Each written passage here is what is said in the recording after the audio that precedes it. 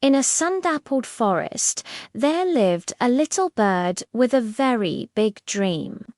While others gathered twigs and moss for their nests, she collected something far more special.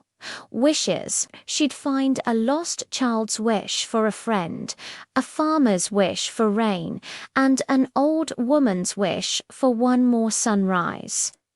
Carefully, she wove these shimmering, hopeful threads into her nest high in an ancient oak tree.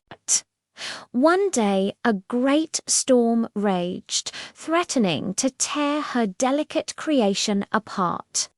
But the nest held strong, glowing with a soft, warm light. The combined power of all those selfless wishes protected her. When the storm passed, the forest was filled with a magical glow, and every wish the little bird had gathered came true. She learned that the strongest nests aren't built from what you take, but from the kindness you give. Thanks for watching. If you enjoyed this little story, don't forget to like and subscribe for more tales from the heart. See you next time.